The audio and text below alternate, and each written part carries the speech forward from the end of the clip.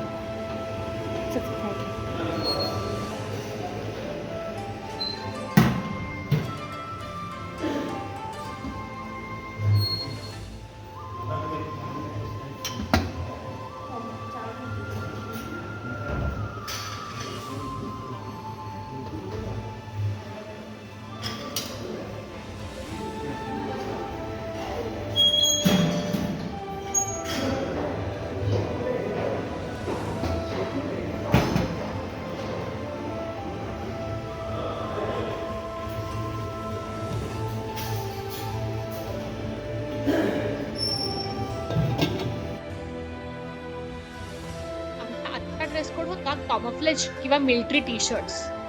आम्ही सगळ्यांनी similar T shirts घेतलेत आणि आता आम्ही ते घालून आमचा पुढचा प्रवास म्हणजे ठेकवाडीच्या दिशेने आमचा प्रवास सुरू केला. मुन्नारला गेल्यावर प्रत्येकाचा जो आवर्जून फोटो असतो म्हणजे अगदी चहाच्या मळ्यात उभं राहून तो आमचा फोटो काढायचा राहिला होता, म्हणून मग आम्ही आज तो फोटो काढायचं ठरवलं होतं. वाटेत भरपूर चहाचे मळे लागले आणि पाऊस पण थांबला होता. मग चहाच्या मळ्यात जाऊन मस्त फोटो सेशन केलं.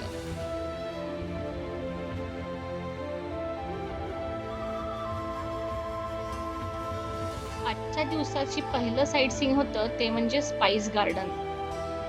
आम्हाला आमच्या ड्रायव्हरनी 9 जेम स्पाइस गार्डनच्या इथे नेलं. तिकडे 100हून जास्त स्पाइसेस आणि आयुर्वेदिक प्लांट्स आहेत. इथलं तिकीट 100 रुपीज पर पर्सन आहे. त्यांनी लहान मुलांची तिकीट्स घेतली नाहीत आणि इथे आपल्याला एक गाईड पण बरोबर मिळतो जो आपल्याला प्रत्येक प्लांटचं वैशिष्ट्य सांगतो. आणि हे spice garden tour is a must do thing in Thekkady. खूप अमेझिंग माहिती आहे आणि आपल्याला कळतं की इथे किती अभ्यास करून ही सगळी झाडं लावली गेलेली आहेत. ये देखो, ये इलायची का फ्रूट है, उसका अंदर भी बीन्स होता है और तो आप थोड़ा टेस्ट करके देखो. अभी तो राइप नहीं है, पक्का होने के बाद इसका अंदर वाला सीड पूरा ब्लैक कलर में होता है और स्मेल यहाँ आता आम्हाला है. आश्चर्यजनक गोष्ट बघायला मिळाली. इथे एक अशी हर्ब होती की तुम्ही जर ती हाताच्या एका बाजूला रब केली तर दुसऱ्या बाजूला त्याचा वास येत होता. सो सरप्राइजिंग ना. जिंजर, ये तो मलेशियन जिंजर बोलते हैं इसका नाम. ये इसका वो 3D जैसा फ्लावर होता है, इसका 3D का जैसा ही है. इसका अंदर एक जेल जैसे होते हैं, एलोवेरा का जेल है ना, सेम जैसे एक जेल होता है. ये आयुर्वेद में तो इधर तो यूज कर सकता है. तो इधर ब्लैक स्पॉट होता है और रिमूव करने के लिए तो इसके साथ आलू मिक्स कर देंगे. एलोवेरा जेल के साथ यूज कर सकते हैं. तो मी फ्रेश जिरं टेस्ट करत आहे आता. एकंदरीतच हे स्पाइस गार्डन म्हणजे खरंच एक चमत्कारच आहे निसर्गाचा. आवर्जून बघाच. स्पाइस गार्डनची टूर झाल्यावर त्यांचं एक शॉप आहे जिथे तुम्ही फ्रेश स्पाइसेस विकत घेऊ शकता.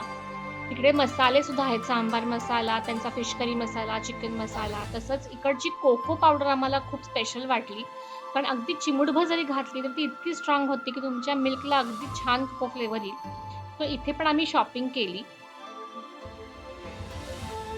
परत गाडीत बसलो आणि फुल टू दंगा मस्ती डान्स करत आमचा पुढचा प्रवास सुरू झाला.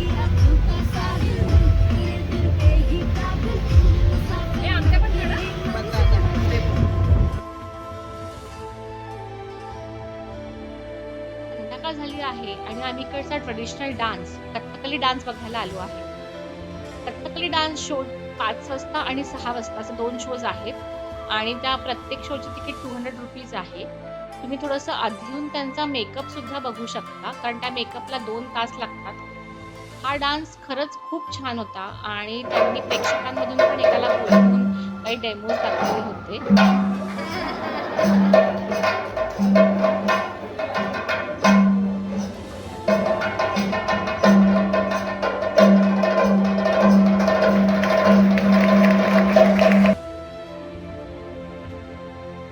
1 तासाचा कथकली शो बघितल्यावर आम्ही गेलो ते म्हणजे त्यांचं एन्शंट मार्शल आर्ट बघायला, कलरीपयट्टू. या शोचं पण ₹200 तिकीट होतं. पण मी म्हणेन ₹1000 जरी असतं, तरी पण तुम्ही अगदी आवर्जून बघायलाच पाहिजे हा शो. त्यांच्या एक सगळ्या कसरती आणि त्यांचं जे मार्शल आर्ट बघून अक्षरशः अवाक राहायला होतं. You should see this show. It's a must watch.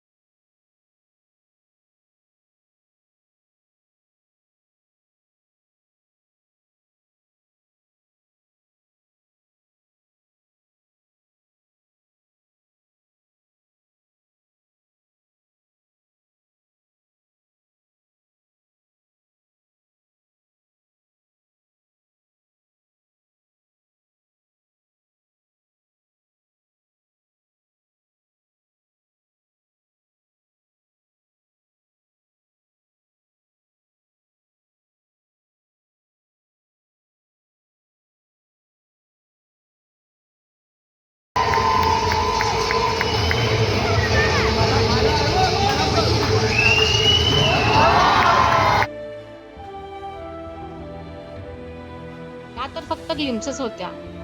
तुम्ही पूर्ण शो बघा आणि खरंच आपल्याला अक्षरशः आपल्या तोंडून एकच उच्चार निघतो की yes, it is the best.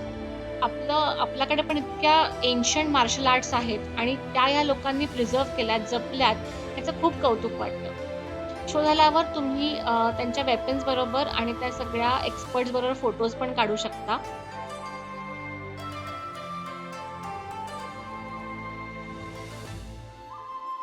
इथून बाहेर पडायच्या आधीच इथे आम्ही उद्याच्यासाठी जी ऑफ रोडिंग जीप राईड आहे त्याचं बुकिंग केलं होतं. त्याची कॉस्ट आहे 3500 पर जीप. तसंच इथेच तुम्हाला एलिफंट राईड पण घ्यायची एक अपॉर्च्युनिटी आहे, पण आम्ही ती घेतली नाही कारण आम्हाला वेळ नव्हता.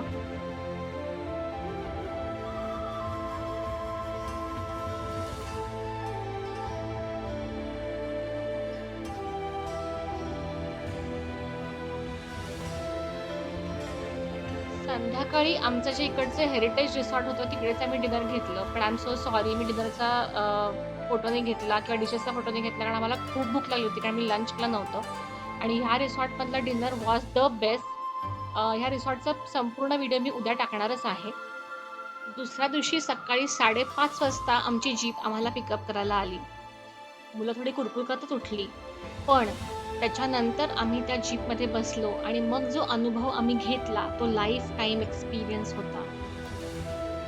आता सकाळी निघाला असल्यामुळे रस्ते मोकळे होते आणि म्हणूनच मला माझा बकेट लिस्टचा फोटो काढता आला. थँक्स टू अमरीश, त्यांनी मला खूप छान फोटो काढला. तिकडे आम्ही बाकी सगळ्यांनी पण फोटोज काढले आणि मग आमचं ऑफ रोडिंग जीप राईड सुरू झाली.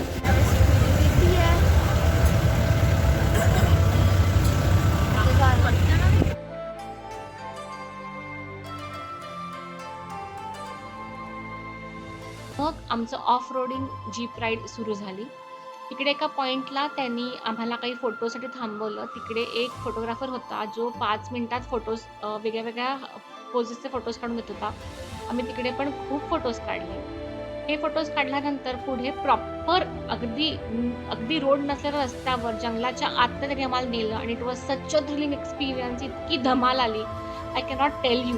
म्हणजे अजिबात रस्ते नव्हते, दगडं होती, पाणी होतं, धबधब्यासारखा तिकडे एरिया होता. मी तिकडून गेलो, एवढी मोठी मोठी दगडं आणि त्या ड्रायव्हरचं स्किल इतकं होतं की बास.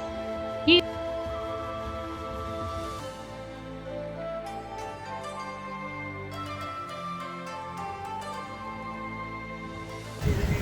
सो आमचा एकदम लाईफ टाईम थ्रिलिंग एक्सपिरियन्स झालेला आहे आणि ही तुम्ही जीप राईड जी ऑफ रोडिंग जीप राईड आहे ती अजिबात मिस करू नका आणि पहाटेची पहिली सवारीच घ्या 5-5:30ची. It's a must have experience.